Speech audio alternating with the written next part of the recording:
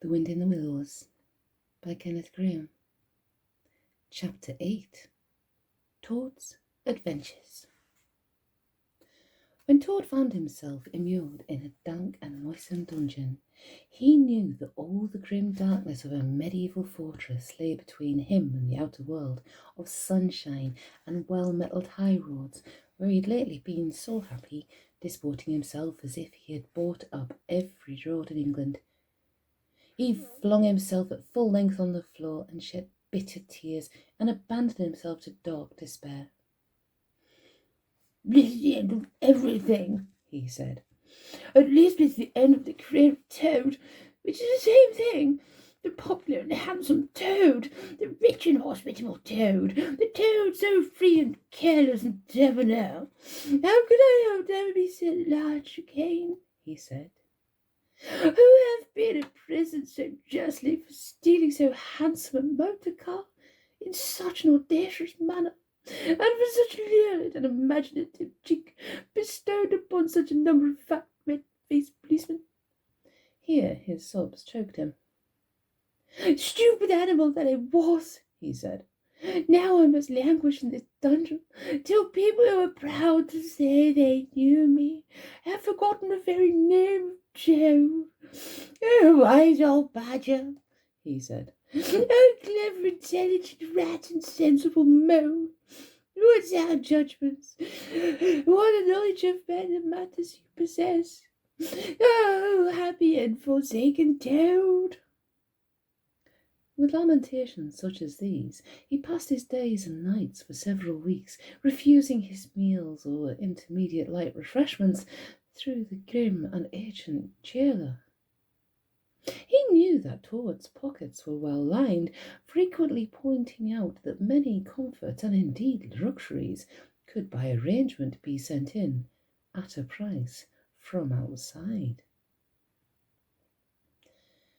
Now the jailer had a daughter, a pleasant wench and good-hearted, who assisted her father in the lighter duties of his post. She was particularly fond of animals, and besides her canary, whose cage hung on a nail in the massive wall of the keep by day, to the great annoyance of prisoners who relished an after-dinner nap, and was shrouded in an anti-massacre on the parlour table at night, she kept several piebald mice and a restless revolving squirrel. This kind-hearted girl, pitying the misery of Toad, said to her father one day, "Father, I can't bear to see that poor beast so unhappy and getting so thin. You let me have the managing of him. You know how fond of animals I am. I'll make him eat from my hand and sit up and do all sorts of things." Her father replied that she could do what she liked with him. He was tired of Toad, and his sulks and his airs and his meanness. So that day she went on her errand of mercy, and knocked at the door of Toad's cell. "Now cheer up, Toad," she said coaxingly on entering, "and sit up and dry your eyes and be a sensible animal. And do try and eat a bit of dinner. See, I've brought you some of mine, hot from the oven." It was Bubble and Squeak, between two plates, and its fragrance filled the narrow cell. The penetrating smell of cabbage reached the nose of Toad as he lay prostrate in his misery on the floor, and gave him the idea for a moment that perhaps life was not such a blank and desperate thing as he had imagined. But still he wailed and kicked with his legs and refused to be comforted.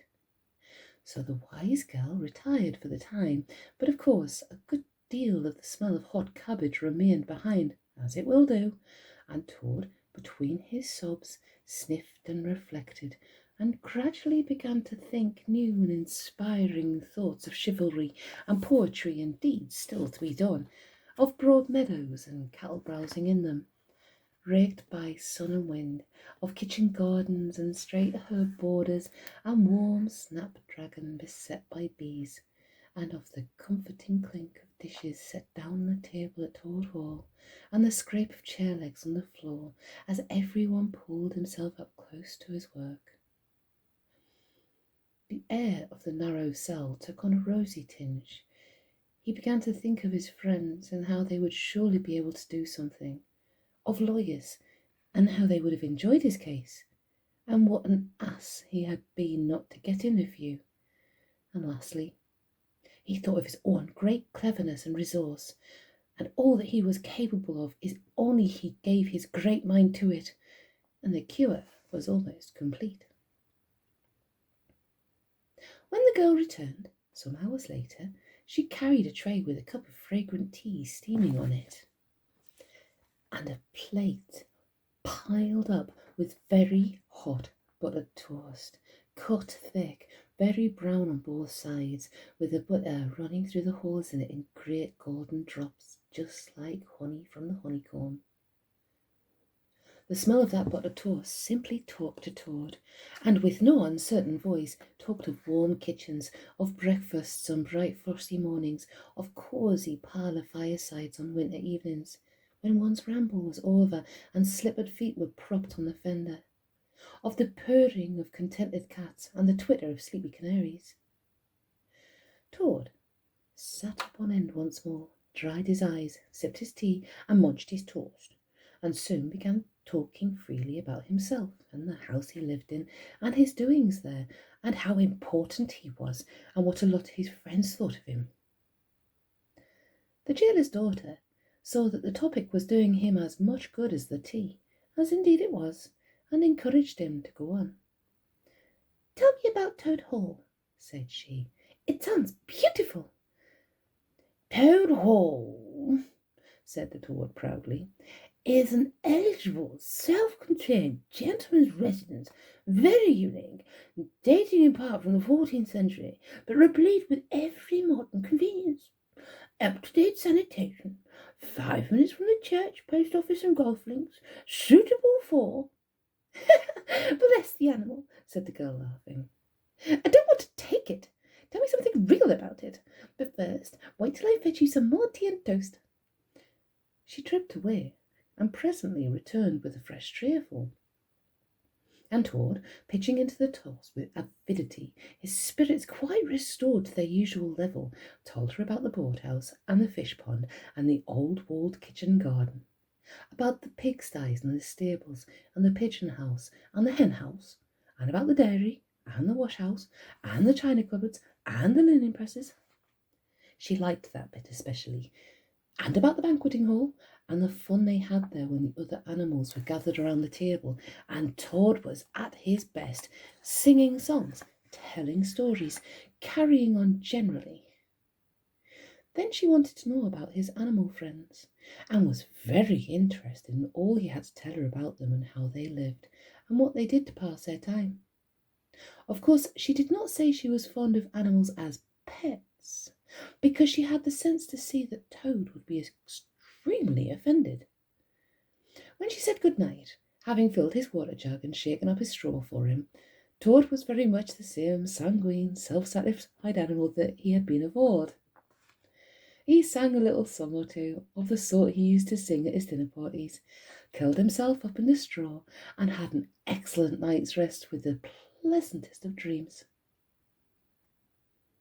They had many interesting talks together after that, as the dreary days went on, and the jailer's daughter grew very sorry for Toad, and thought it a great shame that a poor little animal should be locked up in prison for what seemed to her a very trivial offence.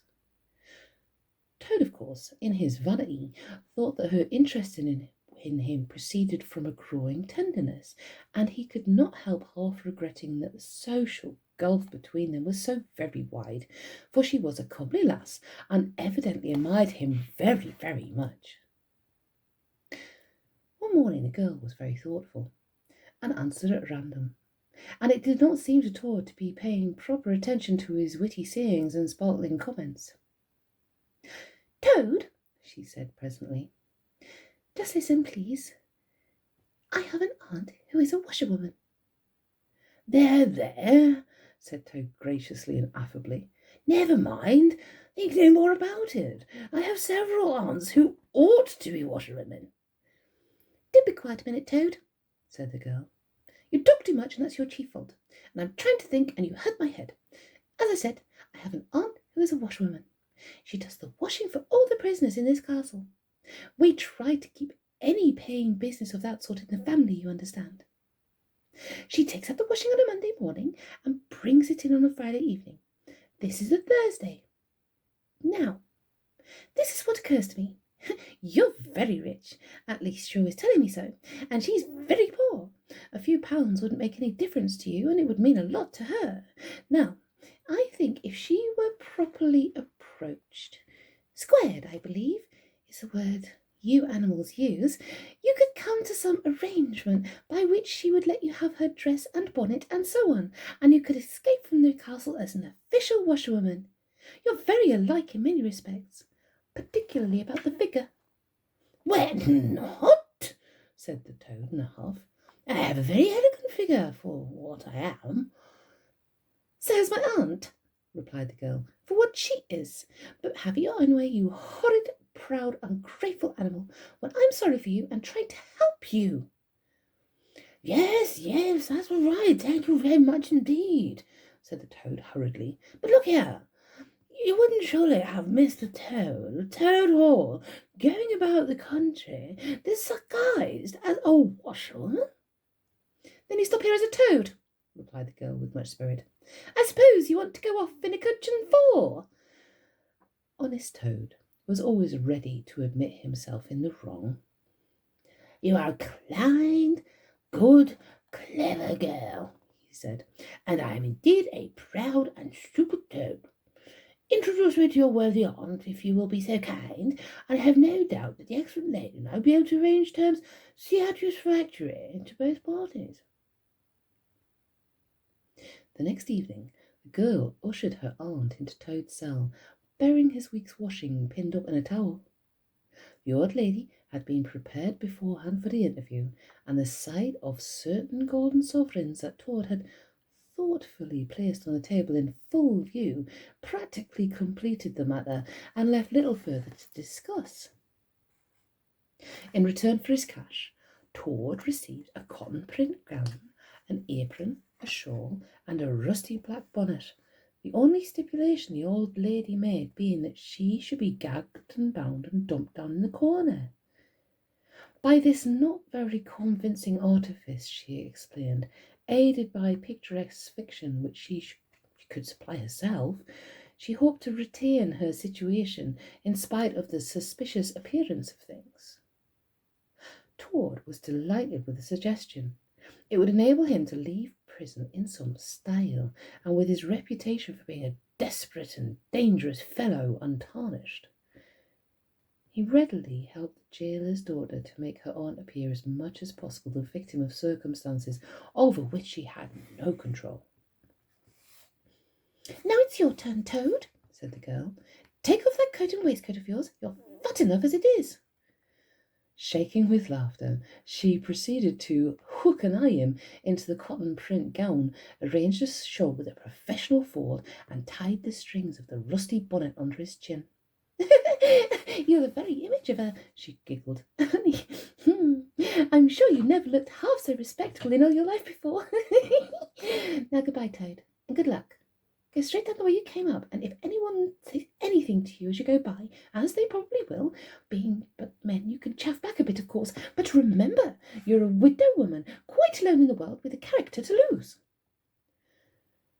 With a quaking heart, but as firm a footstep as he could command, Toad set forth cautiously on what seemed to be a most hair-brained and hazardous undertaking, but he was soon agreeably surprised to find how easy everything was made for him, and a little humbled at the thought that both his popularity and the sex that seemed to inspire it were really another's. The washerwoman's squat figure in its familiar cotton print seemed a passport for every barred door and grim gateway. Even when he hesitated, uncertain as to the right turning to take, he found himself helped out of his difficulty by the warder at the next gate, anxious to be off to his tea, summoning him to come along sharp and not keep him waiting there all night. The chaff and the humorous sallies to which he was subjected, and to which, of course, he had to provide a prompt and effective reply, formed indeed his chief danger, for Toad was an animal with a strong sense of his own dignity, and the chaff was mostly, he thought, poor and clumsy, and the humour of the sallies was entirely lacking.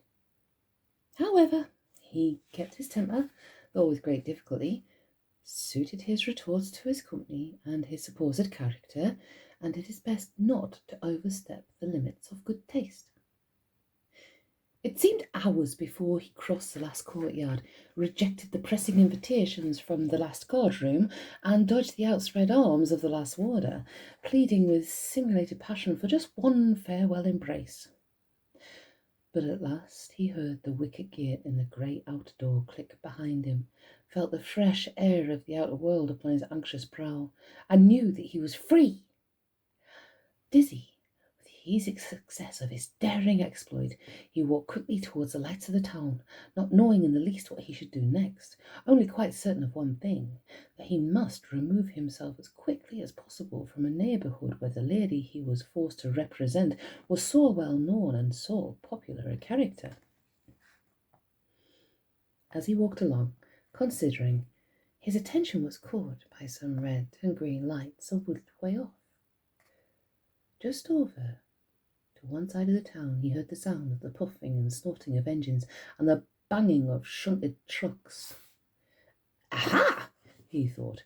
This is a peaceful lark, a railway station. It's just the thing I want more in the whole world at this moment. And what's more, I needn't go through the town to get it, and shan't have to support this humiliating character by repartees, which, though thoroughly effective, do not assist one's sense of self-respect. He made his way to the station accordingly, consulted a timetable, and found that a train, bound more or less in the direction of his home, was due to start in half an hour. Ha! More luck, said Toad, his spirits rising rapidly, and went off to the booking office to buy his ticket. He gave the name of his station. He knew it was the nearest one to the village, and, he could just walk down to Toad Hall from there. And, of course, Toad Hall being, the principal feature, he was able to just mechanically put his fingers in search of the necessary money. However, his waistcoat pocket was not there. Here, the cotton gown which has nobly stood by him so far, and which he had basely forgotten, intervened and frustrated his efforts. In a sort of nightmare, he struggled with the strange, uncanny thing that seemed to hold his hands, and hearing it turn all muscular strivings to water and laugh at him all the time, while other travellers, forming up in a line behind, waited with impatience, making suggestions of more or less value in comments and more or less stringency in point, and at last, somehow, he never rightly understood how, he burst the barriers, attained the goal, arrived at where all waistcoat pockets are eternally situated, and found not only no money, but no pocket to hold it, and no waistcoat to hold the pocket. To his horror, he recollected that he left both coat and waistcoat behind him in his cell, and with them his pocketbook, money, keys, watch, matches, pencil case, and all that makes life worth living, all that distinguishes the many-pocketed animal, the lord of creation, from the inferior one-pocketed or no-pocketed productions that hop or trip about aimlessly, permissively, and unequipped for the real contest. In his misery, he made one desperate effort to carry the thing off, and with a return to his fine old manner, a blend of the squire and the college don, he said, "Look here, I find I've left my purse behind. Just give me that ticket, will you, and I'll send the money on tomorrow. I am well known in these parts." The clerk stared at him within the rusty black bonnet, just for a moment, and then laughed. "I should think you are pretty well known in these parts," he said, "if you've tried this game on often. Here, stand away from the window, please, madam. You're obstructing the other passengers." An old gentleman who had been prodding him in the back for some moments here thrust him away, and what was worse, addressed him as his good woman, which angered Toad more than anything that had occurred that evening. Baffled and full of despair, Toad wandered blindly down the platform where the train was standing, and tears trickled down each side of his nose. It was hard, he thought, to be within sight of safety and almost of home, and to be balked by the one of a few wretched shillings, and by the pettifogging mistrustfulness of paid officials. Very soon his escape would be discovered. The hunt would be up. He would be caught, reviled, loaded with chains, dragged back again to prison and bread and water and straw. His guards and penalties would be double, and oh, what sarcastic remarks a girl would make! What was to be done? He was not swift of foot. His figure was uncomfortably and unfortunately recognizable. Could he not squeeze under the seat of a carriage? He had seen this method adopted by schoolboys when the journey money provided by thoughtful parents had been diverted to other and better ends. As he pondered, he found himself opposite the engine, which was being oiled, wiped, and generally caressed by its affectionate driver, a burly man with an oil can in one hand and a lump of cotton waste in the other. "Hello, Moya," said the engine driver. "What's the trouble? You don't look particularly cheerful." "Oh, sir," said the toad, crying afresh, "I am a poor unhappy washerwoman, and I have lost all my money, and I can't pay for a ticket, and I must get home tonight somehow, and whatever I am to do, I don't know. Oh, dear, dear." "That's a bad business indeed," said the engine driver reflectively. "Lost your money and can't get home. I've got some kids too, waiting for you, I dare say." "Any amount of them," sobbed Toad, "and they'll be getting hungry and playing with matches and upsetting lamps, the little innocents, and they'll be quarrelling and going on generally. Oh dear, oh dear." "Well, I'll tell you what I'll do," said the good engine driver. "You're a washerwoman to your trade, says you. Very well, that's that. I'm an engine driver, as you may well see, and there's no denying it's terribly dirty work. Uses up a power of shirts, it does, till my missus is fair tired of washing of 'em. If you'll wash a few shirts for me when you get home, and send them along, I'll give you a ride on my engine. It's against the company's regulations, but we're not so very particular in these out-of-the-way parts." The toad's misery turned into rapture as he eagerly scrambled up into the cab of the engine. Of course he had never washed a shirt in his life, and couldn't if he tried, and anyhow he wasn't going to begin, but he thought, "When I get safely home to Toad Hall and have money again and pockets to put it in, I will send the engine driver enough to pay for quite a quantity of washing, and that will be the same thing or better." The guard waved his welcome flag. The engine driver whistled in cheerful response, and the train moved out of the station. As the speed increased, and the toad could see on either side of him real fields and trees and hedges and cows and horses all flying past him, and as he thought how every minute was bringing him nearer to Toad Hall, and sympathetic friends, and money to chink in his pocket, and a soft bed to sleep in, and good things to eat, and praise and admiration at the recital of his adventures and his surpassing cleverness, he began to skip up and down and shout and sing snatches of song, to the great astonishment of the engine driver, who had come across washerwomen before, at long intervals, but never one at all like this one. They had covered many and many a mile, and Toad was already considering what he would have for supper as soon as he got home, when he noticed that the engine driver, with a puzzled expression on his face, was leaning over the side of the engine and listening hard. Then he saw him climb up onto the coals and gaze out over the top of the train, until he returned and said to Toad, "It's very strange. We're the last train running in this direction tonight, yet I could be sworn that I heard another following us." Toad ceased his frivolous antics at once. He became grave and depressed, and a dull pain in the lower part of his spine, communicating itself to his legs, made him want to sit down and try desperately not to think of all the possibilities. By this time the moon was shining brightly, and the engine driver, steadying himself on the core, could command a view of the line behind them for a long, long distance. Presently, he called out, "I can see it clearly now. It is an engine on our rails coming along at a great pace. It looks as if we're being pursued."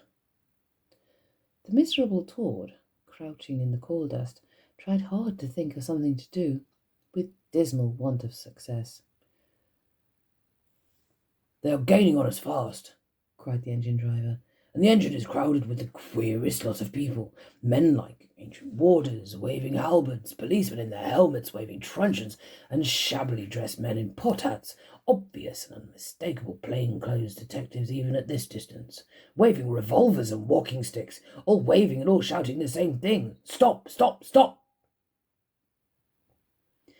Then Tord fell on his knees among the coals, and raising his clasped paws in supplication, cried, "Save me, only save me, dear kind Mr. Engine Driver, and I will confess everything.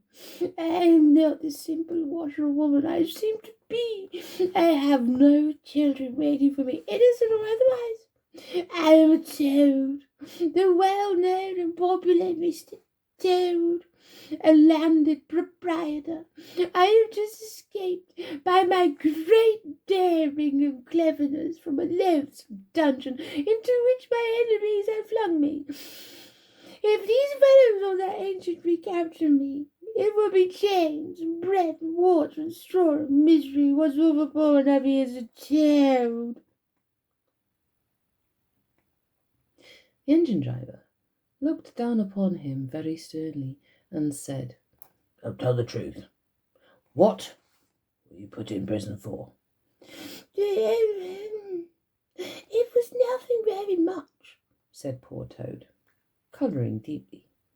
"I only borrowed a motor car while the owners were at lunch. They had no need of it at the time.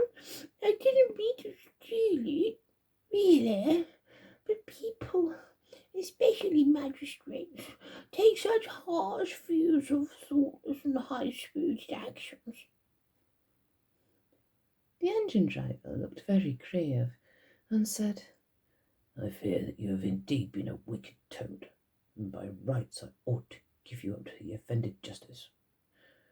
But you are evidently in sore trouble and distress, so I will not desert you.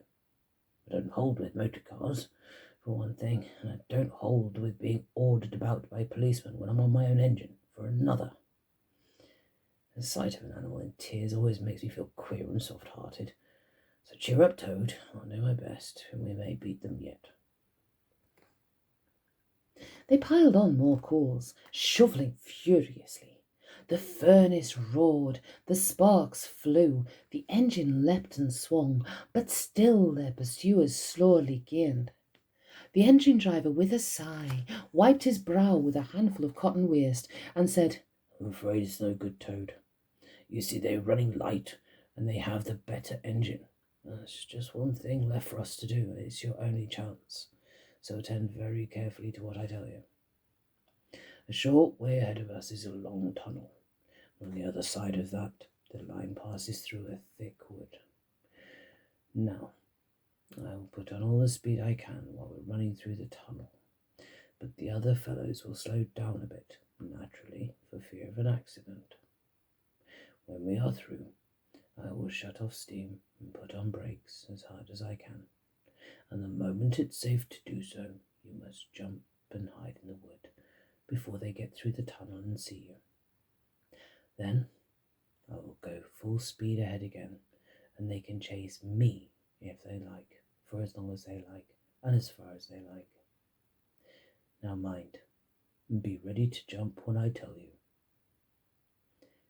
They piled on more coals, and the train shot into the tunnel, and the engine rushed and roared and rattled until at last they shot out at the other end into fresh air in the peaceful moonlight, and saw the wood lying dark and helpful upon either side of the line.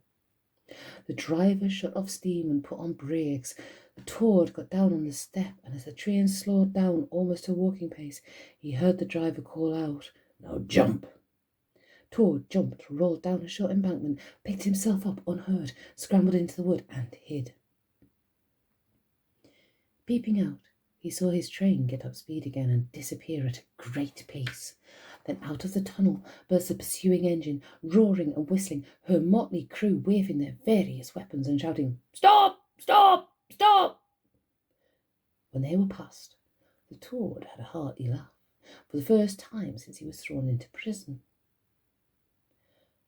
But he soon stopped laughing when he came to consider that it was now very late and dark and cold, and he was in an unknown wood, with no money, no chance of supper, and still far, far from friends and home. The dead silence of everything, after the roar and rattle of the train, was something of a shock. He dared not leave the shelter of the trees, so he struck into the wood with the idea of leaving the railway as far as possible behind him. After so many weeks within walls, he found the wood strange and unfriendly and inclined, he thought, to make fun of him. Nightjars, sounding their mechanical rattle, made him think that the wood was full of searching warders closing in on him. An owl, swooping noiselessly towards him, brushed his shoulder with its wing, making him jump with the horrid certainty that it was a hand. Then it flitted off, moth-like, laughing its low "hoo, hoo, hoo," which Toad thought in very, very poor taste. Once he met a fox, who stopped, looked him up and down in a sarcastic sort of way, and said, "Hello, washerwoman. Half a pair of socks and a pillowcase short this week. Mind it doesn't happen again," and swaggered off, sniggering. Toad looked about for a stone to throw at him, but could not succeed in finding one, which vexed him more than anything. At last, cold, hungry, and tired out, he sought the shelter of a hollow tree, where, with branches and dead leaves, he made himself as comfortable a bed as he could, and slept soundly until the morning.